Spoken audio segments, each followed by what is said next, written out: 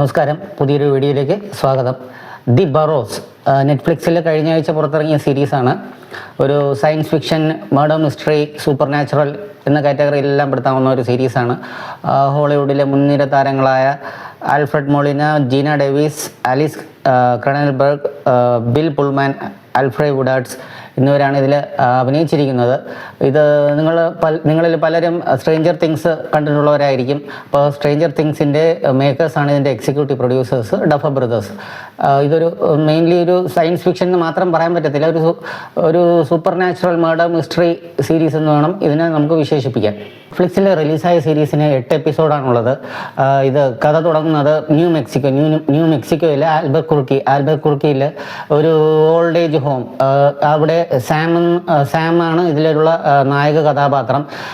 സാമിൻ്റെ മകളും മരുമകനും കൂടി സാമിനെ ഒരു ഓൾഡ് ഏജ് ഹോമിൽ, റിട്ടയർമെൻറ്റ് ഹോം, അതിന് ഓൾഡ് ഏജ് ഹോം എന്ന് പറയാൻ പറ്റത്തില്ല, ദി ബറോസ് എന്നാണ് ആ ഒരു ടൗൺഷിപ്പിൻ്റെ പേര്. ആ ടൗൺഷിപ്പിൽ കുറച്ച് റിച്ച് ആയിട്ടുള്ള ഒരു ടൗൺഷിപ്പാണ്. അവിടെ ഷോപ്സും മാൾസും ഹോസ്പിറ്റൽ ഉൾപ്പെടെ എല്ലാ സൗകര്യങ്ങളും ഉണ്ട്.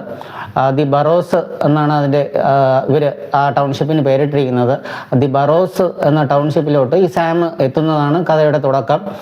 സാമിൻ്റെ ഭാര്യ മരണപ്പെട്ടിരിക്കുന്നു. അപ്പോൾ സാം ഒരു റിട്ടയർമെൻറ്റ് ഭാഗമായിട്ട് സാമിന് മകളും മരുമകനും കൂടി ആ ബറോസിൽ എത്തിക്കുന്നതാണ് കഥയുടെ തുടക്കം.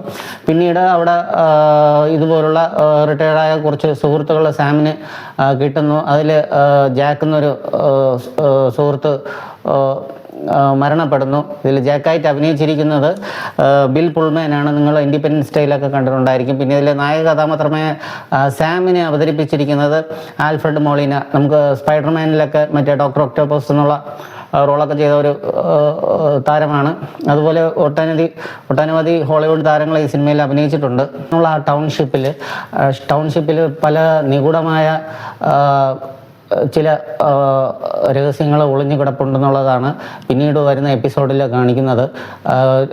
ഞാൻ ഈ പറയുന്നത് വെറും ഒരു 4 എപ്പിസോഡിൻ്റെ ഒരു പ്ലോട്ട് മാത്രമേ ഇതിൽ പറയുന്നുള്ളൂ, ബാക്കി സ്പോയിലറായി പോകും.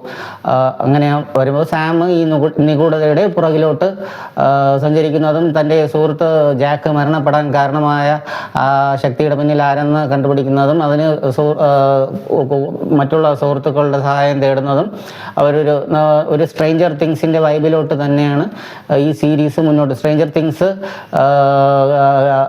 കുറച്ച് കിഡ്സിൻ്റെ ഒരു സ്റ്റോറി ടെല്ലിംഗ് ആയിരുന്നെങ്കിൽ ഇത് ഒരു റിട്ടയർഡ് ഏജ് ആയിട്ടുള്ളവരുടെ ഒരു അഡ്വഞ്ചറസ് ജേണി തന്നെയാണ് ഈ സീരീസ്. അങ്ങനെ ദി ബറോസിൽ പതുങ്ങിയിരിക്കുന്ന ആ മോൺസ്റ്ററിനെ പിടികൂടാൻ സാമും കൂട്ടരും നടത്തുന്ന ശ്രമം തന്നെയാണ് ഈ സീരീസിൻ്റെ കഥ മുന്നോട്ട് പോകുന്നത്. കഥ നടക്കുന്നത് ന്യൂ മെക്സിക്കോയിലാണ്. ന്യൂ മെക്സിക്കോയുടെ ഒരു ആംബിയൻസും എല്ലാം ഈ സീരീസ് ഡെലിവർ ചെയ്യുന്നുണ്ട്. അതിൻ്റെ ആ ക്യാമറ വർക്കായാലും അതിൻ്റെ കളർ ഗ്രേഡിംഗ് ആയാലും എക്സ്പെഷ്യലി CG വർക്കാണെങ്കിലും അതിഗംഭീരമായി. പിന്നെ സൂപ്പർ നാച്ചുറൽ മർഡർ മിസ്റ്ററി കാറ്റഗറിയിൽ പെടുന്ന ഈ സീരീസിൽ ഇമോഷണൽ ഡെപ്ത്, താരങ്ങളുടെ പ്രകടനം കൊണ്ട് ഇമോഷണൽ ഡെപ്ത് വളരെയധികം പ്രേക്ഷകനിലോട്ട് കണക്റ്റ് ആവുന്നതൊക്കെ വിധം ഇവർ ഈ സീരീസ് ചെയ്തു വെച്ചിട്ടുണ്ട്.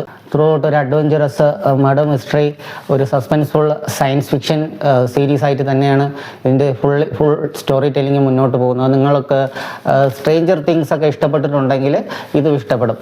നല്ലൊരു സീരീസാണ്.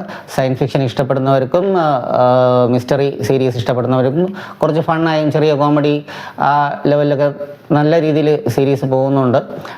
നെറ്റ്ഫ്ലിക്സിലാണ് ഈ സീരീസ് ഉള്ളത്. എല്ലാവരും കാണുക. പുതിയ സീരീസിൻ്റെയോ സിനിമയുടെ വിശേഷങ്ങളുമായിട്ട് വീണ്ടും വരുന്നതായിരിക്കും. ചാനൽ സബ്സ്ക്രൈബ് ചെയ്യുക, ലൈക്ക് ചെയ്യുക.